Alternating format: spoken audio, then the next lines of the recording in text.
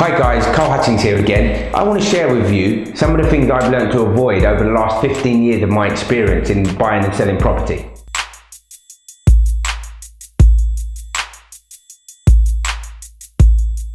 One of the main things that I've come across in the mistakes that people make when buying property is that they don't do their due diligence in the areas where they're buying the property, and they're rushed into making bad decisions. Basically, it's so key that before you buy a property, you need to take a step back. You need to do some really good due diligence in that area. You need to find out how much the properties sell in that area, what type of properties sell in that area, who buys the type of properties in that area, how much do they rent out for in that area, just in case, you know, your plan might be to sell, but what if you get held up and you have to hold that property? Is your rent going to cover your mortgage? You know, these are all things that you need to take into consideration before you go ahead and decide to purchase a property in that type of area.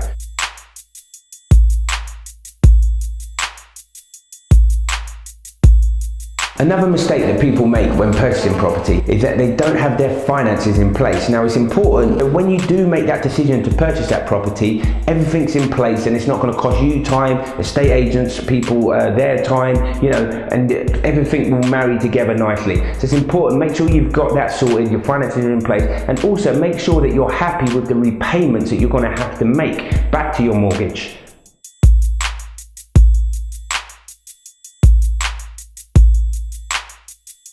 Another key mistake that people make when purchasing property is that they often overpay for property. Now, it's really important that you do that due diligence. Make sure that, you know, you've got to know your numbers. If a property isn't worth it, then just turn around and walk away from it, because estate agents and people will tell you, they will talk that property up, they will tell you how much money, you know, it can sell for later on. But you've got to make sure that you're happy, that you've phoned up a couple of properties that are going for sale in that area, the final prices stack up, you know that your build cost, whatever it is, your refurbishment cost that you're going to do for that property, it all matches up. So at the end of it, you're doing this to make a profit. Okay, so it's important that you pay the lowest price possible, and if that means you putting in a cheeky offer, knowing that, you know, well, it's a bit cheeky, but we'll see what happens. I always go in with an offer of, you know, sometimes £100,000 below the asking price, depending on the price of the property.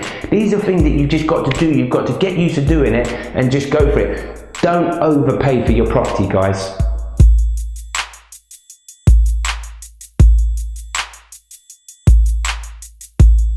Another key area that where mistakes are made, and this is really, I might have touched on this once or twice in other videos, but it's really important that you take responsibility for everything that's going to happen in that property. So i.e., from the time you buy it to the time you sell it, you've got to take responsibility. Even if you are giving jobs to other people and you're giving jobs to builders, and you know, you've got your mortgage guy in place and you've got your solicitors in place, you've still got to be in contact. You've got to stay on top of things, and you've got to know exactly what's going on at every step of the way, because what you don't want is halfway through a build or halfway through a refurbishment, you don't want, you know, the builder to come and say to you, oh, we can't continue this until we get paid another £20,000, and because you're over budget. And you want to make sure that all these things are nipped in the bud early on, and the only way of doing that is by taking responsibility and being on top of things all the way along.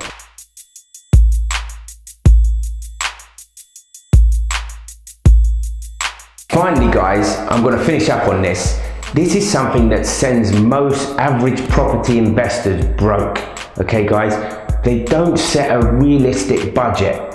It's really important from the time you go in to purchase that property that you've got a budget, not a budget that's not realistic. It's got to be realistic. You know, how long is the time frame going to be? How much overspend is it going to be? The amount of work that you're going to do. Have you got enough money, and is it all written down?